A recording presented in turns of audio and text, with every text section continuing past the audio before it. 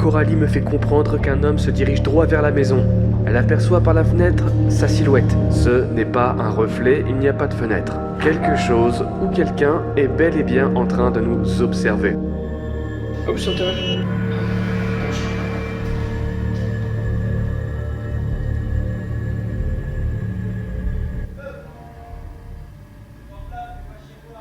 C'est chez vous? Non. Ah, c'est bloqué par un parpaing. Est-ce qu'on me fait une blague?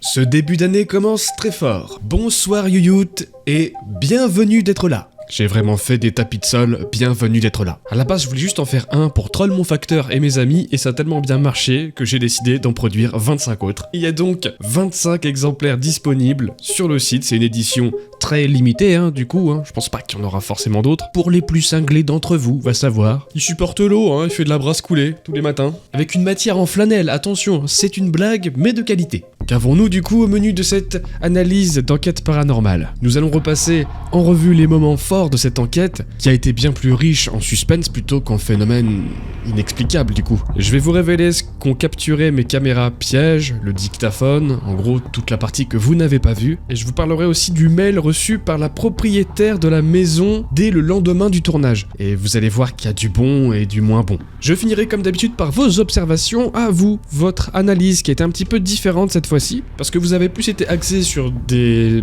conseils plutôt que sur des observations de phénomènes bizarres. En même temps, ça a été assez pauvre. Et nous aussi, avec Coralie, on a plus été focus sur ce qui se passait autour de la maison, plutôt qu'aux phénomènes bizarres à l'intérieur, qui étaient assez faibles dans l'ensemble. Excusez-moi, j'ai un scrogneux dans l'œil. Ah non, c'est un œil. J'ai un œil dans l'œil. Je vais commencer avant toute chose par vous parler de la nouvelle enquête paranormale, celle du mois de mars. Ça fait un moment qu'elle est tournée, ça fait un moment que je veux vous en parler, ça y est, je peux enfin le faire, l'heure est venue. Une expérience très différente, mais tout aussi terrifiante, pour d'autres raisons.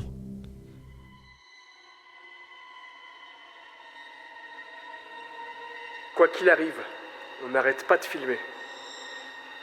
D'accord ?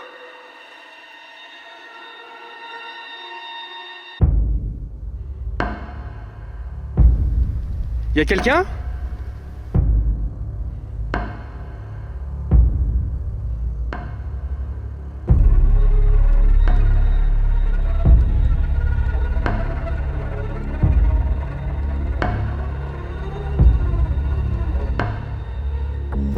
Mais c'est tellement bizarre.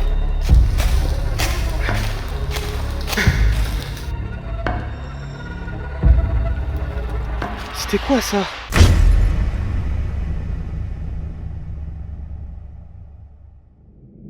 Vous verrez que j'ai pas choisi une forêt au hasard pour lui donner ce nom-là.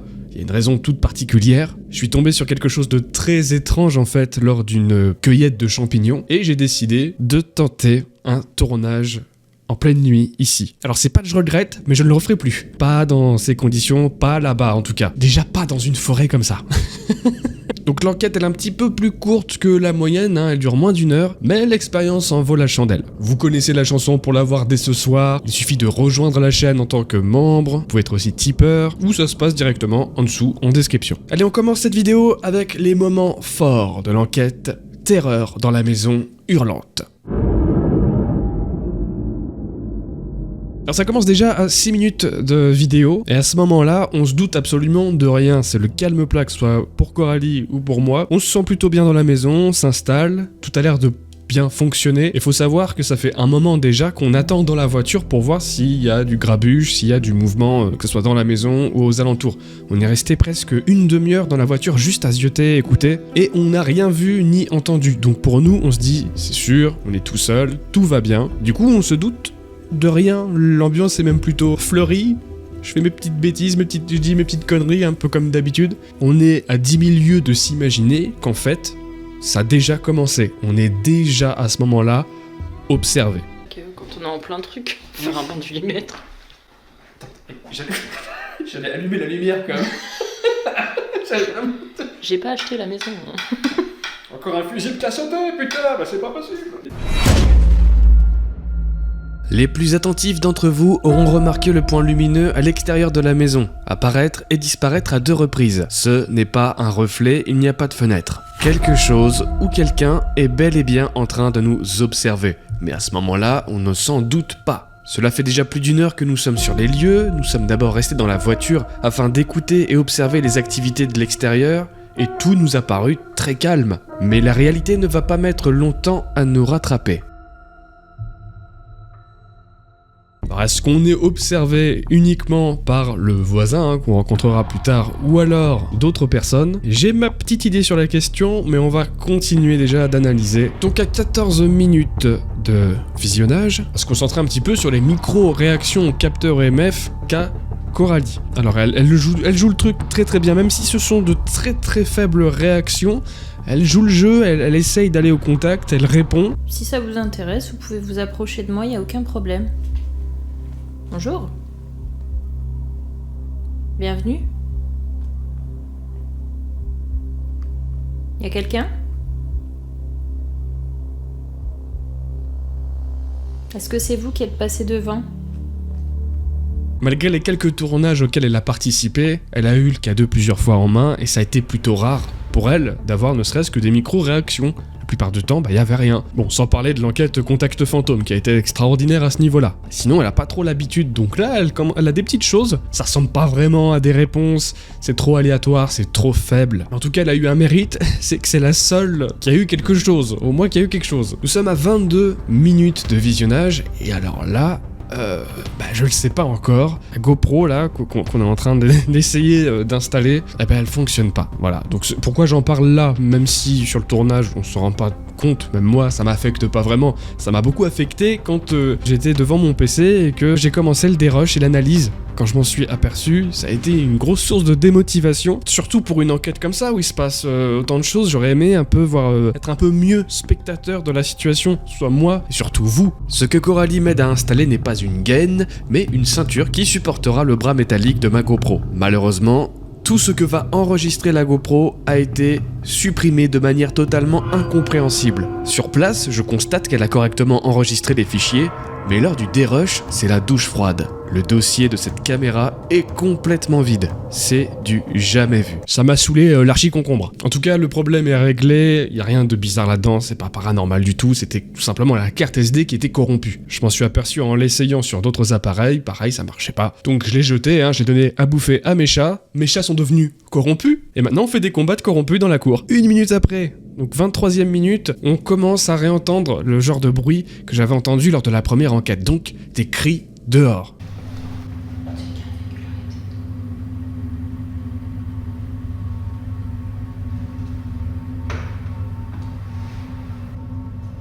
On est d'accord? Le on est d'accord, c'est je ne suis pas fou, hein?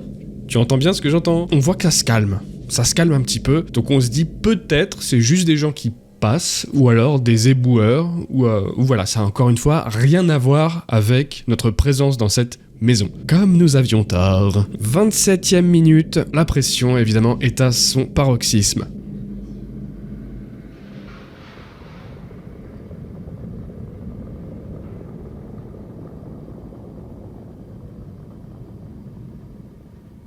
Je sais pas si c'est un demi-tour ou si il tourne dans le...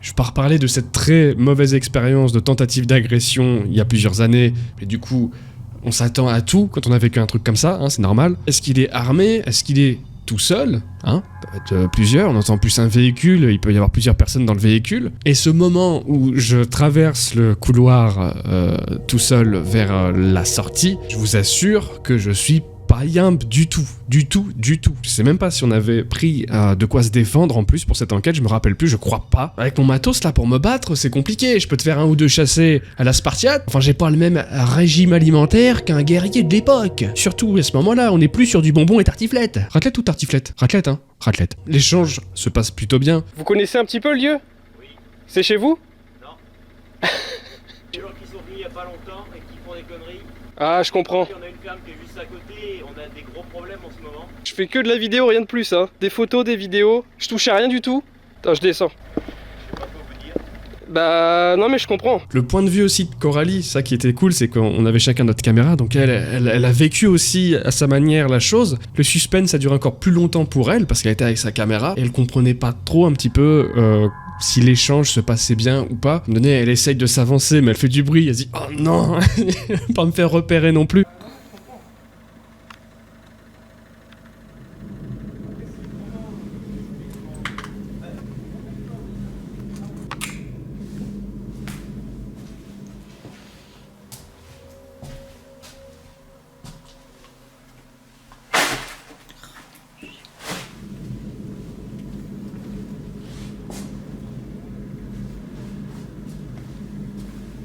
Du coup, ça a été aussi éprouvant pour elle, mais ça s'est bien passé, l'échange se finit bien et la pression redescend pour nous deux. Tu peux même regarder sur YouTube, tu tapes l'honneur, tu vas voir ma vieille gueule. Hein. D'accord, ok. Ouais, je regarderai ce soir alors. Ouais, tu tapes l'honneur, tu Ouais. verras, je fais que ça. Je fais dans des ruines, des lieux abandonnés comme ça, puis je fais des enquêtes paranormales.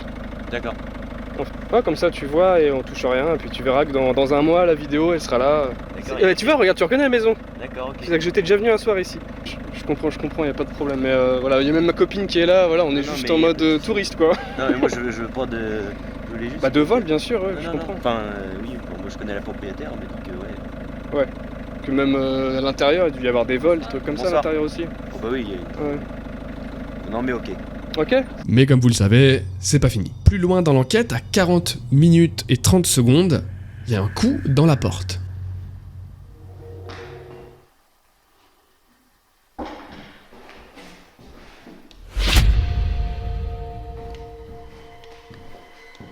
Oui, c'est encore là? Y a encore quelqu'un?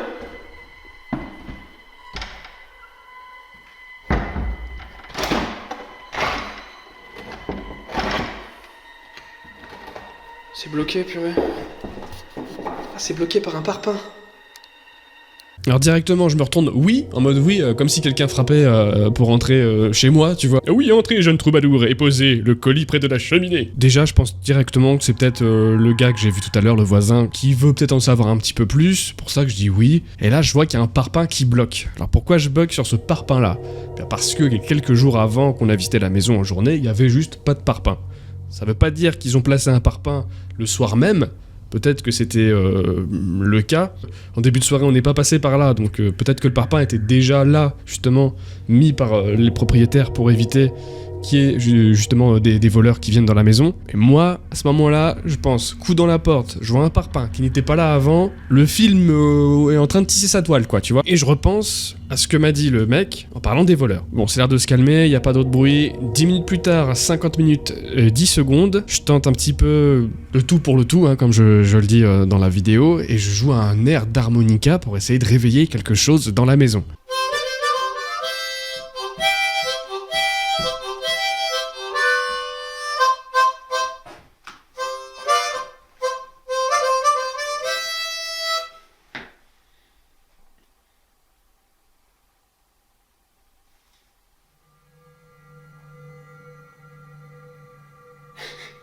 Le mec il va juste réveiller tout le voisinage, c'est tout ce qu'il va faire en fait.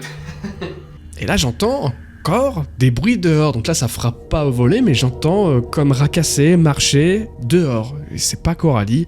Le bruit vient vraiment de la cour extérieure. Sur le moment, j'en rigole, j'y pense plus. Mais c'était possiblement des gens qui étaient là, qui faisaient ces bruits-là. Tout en poursuivant l'enquête, j'ai petit à petit une sensation étrange. J'ai l'impression que la maison est entourée de personnes beaucoup moins bienveillantes que le voisin rencontré au début. D'ailleurs, je me rappelle de cette phrase. Les gens qui sont venus il y a pas longtemps et qui font des conneries. Est-ce que des voleurs ne seraient pas dans le coin? Les bruits que j'entends dehors, les lumières qui s'allument et s'éteignent aussitôt, le coup dans le volet, le parpaing glissé derrière lui. Est-ce que ces types ne seraient pas en train de jauger qui nous sommes et combien nous sommes avant d'attaquer? Sensation qui va s'avérer par la suite être fondée par quelque chose. Coralie voit quelqu'un dehors s'approcher de la maison.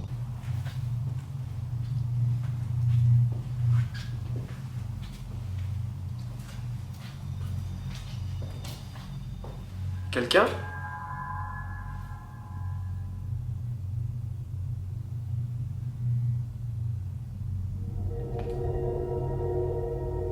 Est-ce que c'est vous qui avez fait ce bruit là?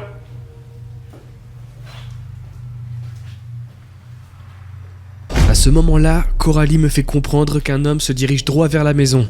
Elle aperçoit par la fenêtre sa silhouette. Une chose est certaine, ce n'est pas l'attitude de quelqu'un qui cherche la discussion. Absolument rien à voir avec le voisin de tout à l'heure. La tension est incroyablement élevée. Je n'ai que 2 objectifs en tête. Je dois mettre Coralie en sûreté, l'accompagner jusqu'à la voiture et bien la fermer à clé. Deuxièmement, retourner récupérer tout le reste du matériel au rez-de-chaussée.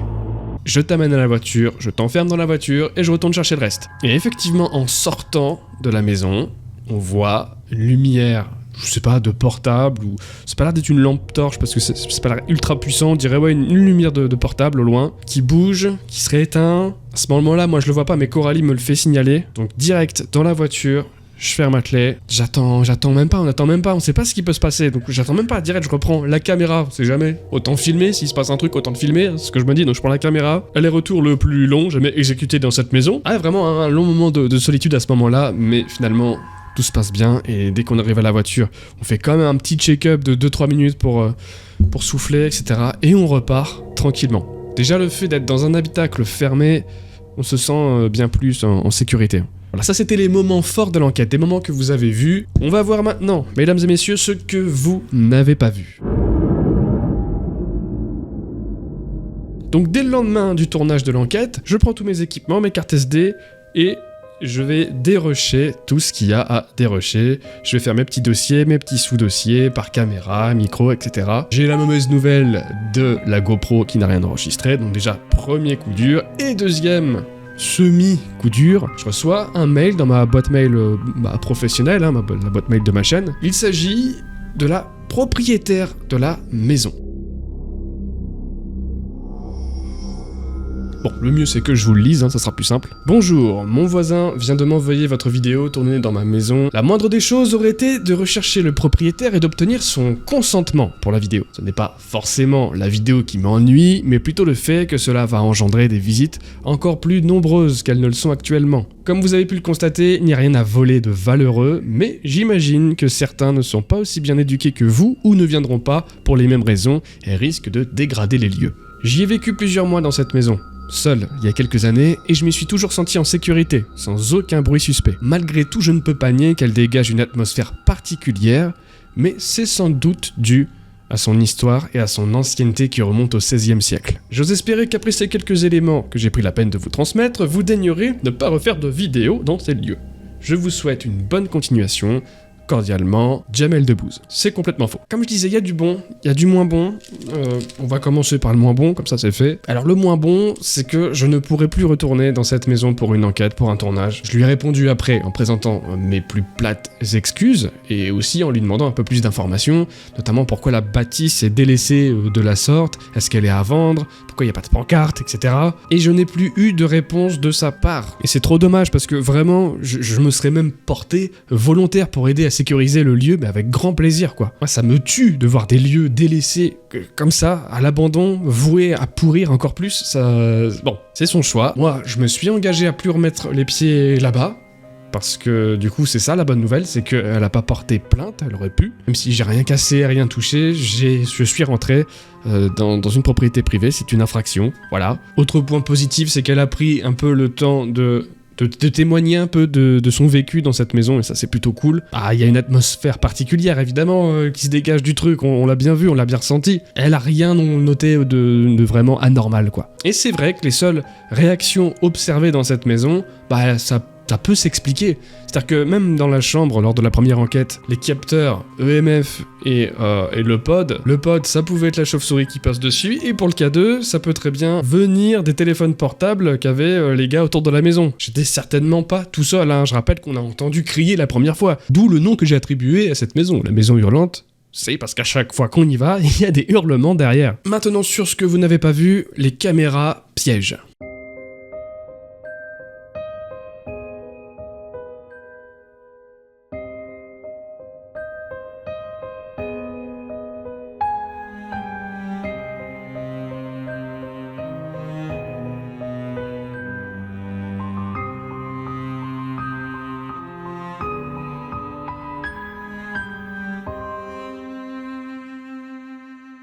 pas grand chose à dire, quelques brins de poussière. À chaque fois, les déclenchements, c'est soit l'un, soit l'autre. Y a pas une fois où ça s'est déclenché tout seul. Le dictaphone n'a rien enregistré de bizarre non plus. Y a pas non plus eu de bruit extérieur. Alors, il y a eu des bruits extérieurs, mais c'est trop compliqué de se dire est-ce que ça venait des mecs qui étaient autour de la maison ou alors c'était nos propres passages aussi. Ça c'était très compliqué à dire parce qu'il y avait pratiquement tout le temps quelqu'un dans le sous-sol. Je rappelle que le dictaphone était posé sur un tonneau au sous-sol. Et il y avait pratiquement tout le temps quelqu'un. Si c'était pas moi, c'était Coralie et vice versa. Ce que j'aurais aimé voir par contre sur l'une des caméras pièges, évidemment, c'est peut-être un autre individu. Je sais pas, ouais, moi, voir sa tête, voir qui c'était, tu vois. Ça veut dire que peu importe qui ils étaient, ce qu'ils voulaient, le nombre qu'ils étaient, ils ne sont pas rentrés dans la maison. Ça pouvait être n'importe qui. C'est-à-dire qu'on est dans un endroit excentré de tout, peut-être que des gens qui viennent visiter la maison abandonnée du coin, eh ben c'est peut-être le seul événement de la semaine et du coup, on les filme au téléphone portable ou on regarde à travers la fenêtre de la maison. On était peut-être à distraction de la soirée, tout simplement. Et ces lumières provenaient peut-être juste de jeunes qui voulaient voir comment ça se passe. Ça, c'est le scénario gentil. Maintenant, on sait qu'il y a des voleurs qui sont là régulièrement.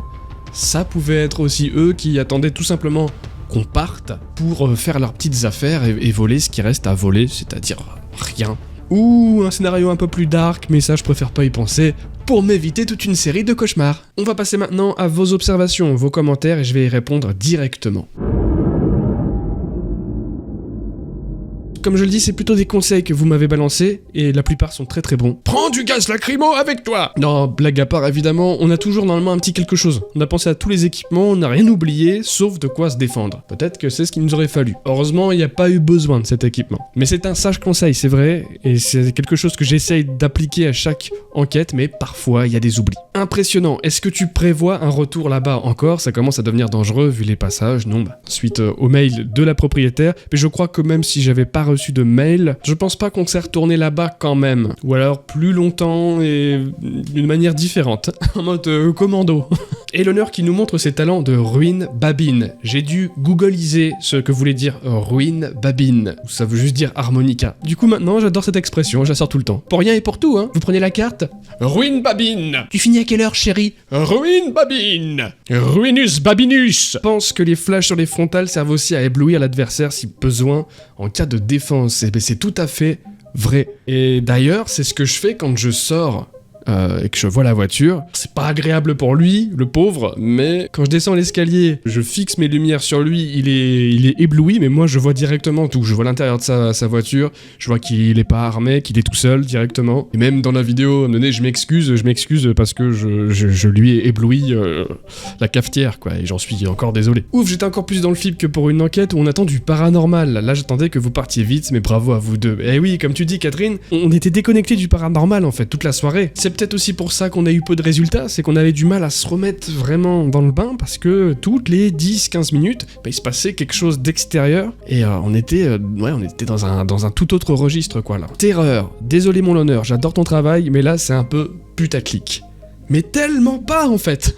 Même si ça dure pas toute la vidéo, il y a eu des instants où on était véritablement terrorisés, que ce soit Coralie ou moi-même. Alors je sais que pour certaines personnes, situations, il faut vivre le truc pour comprendre et dire « Ah ouais, non, c'est chaud », mais ce genre de truc, je le souhaite à personne. Hein. J'adore ton nouveau titre, Backrooms, il me fait vibrer, et ben ça fait super plaisir les retours sur le nouvel album qui est sorti. C'est vrai qu'à chaque fin d'enquête paranormale, il y a un générique, et en ce moment, c'est ce nouveau titre que je mets, Backrooms. Tom tom boom sur le plancher, wow, je suis bloqué dans les backrooms. Si je parle de ce titre-là, c'est parce que j'avais pour idée en fait de faire le clip dans cette maison en plus. Pour ça, je suis un petit peu dégoûté aussi de plus pouvoir venir tourner en fait le projet de tournage numéro 3 que j'avais, c'était le clip de cette musique. D'ailleurs, il reste des albums si ça vous intéresse. Silence sous la lune.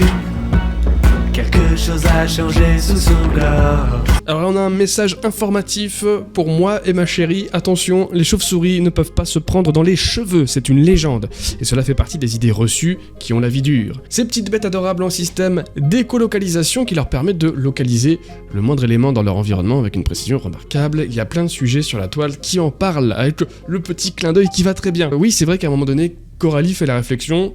J'ai pas envie qu'il y en ait une qui se prenne dans mes cheveux. C'est vrai que c'est le genre de truc qu'on voit souvent dans les films d'horreur, dans les séries. C'est un petit peu comme avec les requins. Tu vois, c'est vrai qu'il y a des idées comme ça qui véhiculent. Et c'est vrai que les chauves-souris, c'est ultra rare, voire quasi impossible de rentrer en contact avec elles.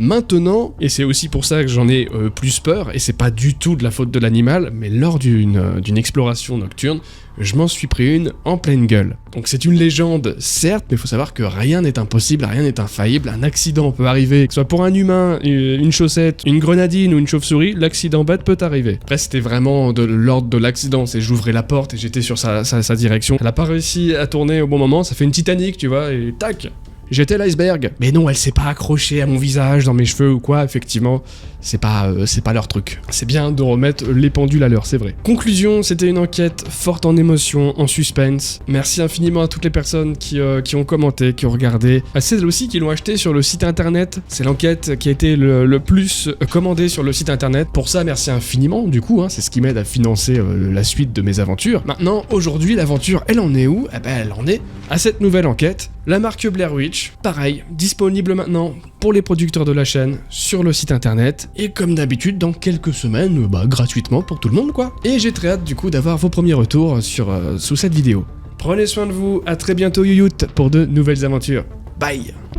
Je traque dans le couloir, je traque dans le noir. Je traque et je claque des dents, boule au ventre comme je l'avais dans le temps. Je traque dans les placards, tes mains dans les miroirs. Je traque et la silhouette se barre. Gris sur les photos, je chasse dans le château. Spirit ou malin, traqué jusqu'au matin. Funambule de la mort, je déambule au nord. Soupçon de certitude, je file droit vers le sud. Je traque sous la lune, je traque sans interlude. Je traque et je claque des dents, boule au ventre comme je l'avais dans le temps. J'ai des gosses dans la tête, je suis pas pro mais pas si bête. Tom tom boom sur le plan, je suis wow, je suis bloqué dans les backrooms. C'est gravé dans les murs, t'es traqué dans la room. Tom tom boom sur le plan, je suis wow, je suis bloqué dans les backrooms. C'est gravé dans les murs, t'es traqué dans la room. Y'a R, y'a R, y'a R dans mon électromètre. Putain, je crois que je me traque moi-même. Je me traque dans mon traquenard, mec. Shut up, no, non, craque pas, mec. Je me traque, lâche-moi la main ou je t'embarque. Je suis solo dans les backrooms, mec. Y'a pas que du gâteau à la fête. Je me traque et j'ai froid au cul, boule au ventre comme j'ai toujours eu. Je me traque dans les couloirs, des mains dans le miroir. Je me traque et ma silhouette se barre.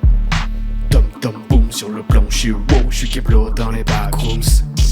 C'est gravé dans les murs, t'es traqué dans la room. Tom tom boom sur le plan, je suis wow, je suis Keplo dans les backrooms. C'est gravé dans les murs, t'es traqué dans la room. Tom tom boom sur le plan, je suis wow, je suis Keplo dans les backrooms.